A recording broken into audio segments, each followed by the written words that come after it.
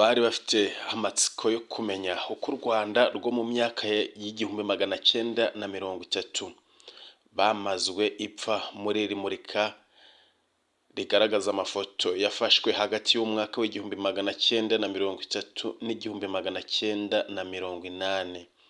Aya yigannjemo ayerekana abami bayoboye u Rwanda, uko Abanyarwanda babagaho, imyambarire yabo, imikino ya kera ndetse n'uburyo baterekaga amasunzu. Iryo murika ryafunguwe kuri uyu wa 21 Werurwe 2024. Herekanwa amafoto asaga ibihumbi 3 yafashwe n'imiryango y'abanyamahanga babaga mu Rwanda n'ibigo nka Get Image ndetse n'ibindi.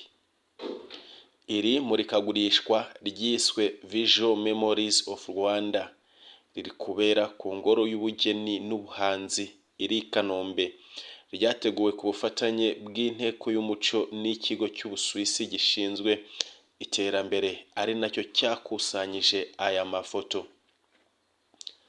Muri aya mafoto hagaragaramo uburyo Abanyarwanda bo muri iyi myaka babagaho, birimo ko bategaga amasunzu, imyambaro bambaraga, imikino bakinaga irimo urukiramende ndetse n'ibindi.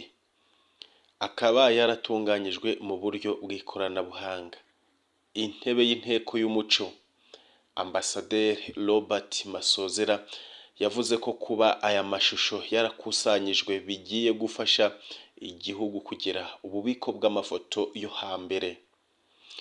Ati mu myaka y'igihumbi magana cyenda mirongo itatu n'igihumbi magana cyenda na mirongo inani ni igihe abantu bake cyane bari bafite uburyo bwo gufata amafoto kuko byari bihenze kandi bigoye. Ibi nibyo byatumye ububiko bwacu bw'ibyashize butagira amashusho.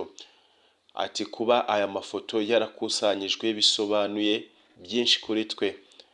Ati turashimira ababigizemo uruhare bose kugira ngo tuyabone kuko azadufasha kuziba icyo cyuho dufite kandi binadufashe kwereka abakiri bato u Rwanda rwo hambere.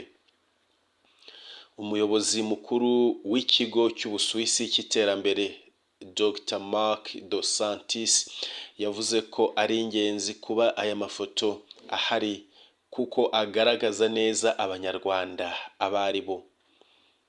Ati turabizi neza ko ubuhanzi n'umuco bigaragaza abo abantu ari bo n'isi muri rusange. Ati ni indorerwamo igaragaza indangagaciro zacu kuko binyuze muri byo tubasha kugaragaza inkuru zacu bigatuma tumenya byinshi. Ku ruhande rwa bamwe mu barebye iri murika ku ikubitiro biganjemo abahanzi bagaragaje ko iki ari igikorwa cyiza kizatuma abakiri bato barushaho kumenya byinshi ku Rwanda. Sarah Galos wamamaye mu gufata amafoto we yavuze ko iki gikorwa cyamuhaye umukoro nk'ufata amafoto wo gushyira imbaraga mu kugaragaza imibereho y'u Rwanda.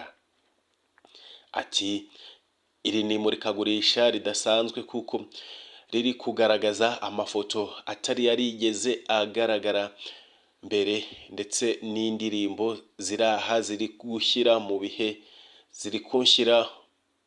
mu bihe ntigeze mbamo bya kera.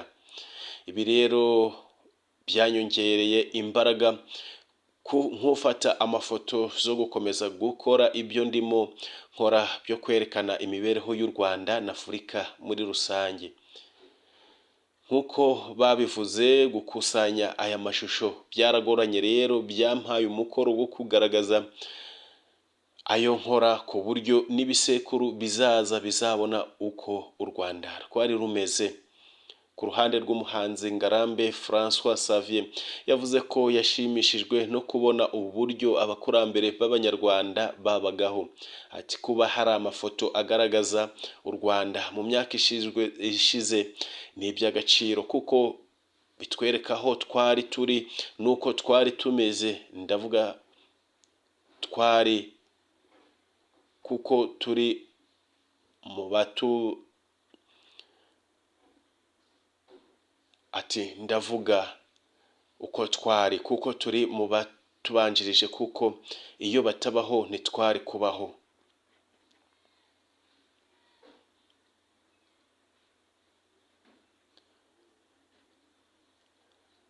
Ati bitwereka uko twari turiho, uko twubakaga, uko twambaraga, uko twasokozaga, ibyo twagendagamo, bikanatwereka no guhura kw'imico yo hanze no mu Rwanda. Iri murika rizamara ukwezi. Abifuza kuryitabira ku munyarwanda ni 2,000 by'amafaranga y'u Rwanda, naho abana bakaba ari amafaranga 1,000. Baba ari itsinda bakishyura 500.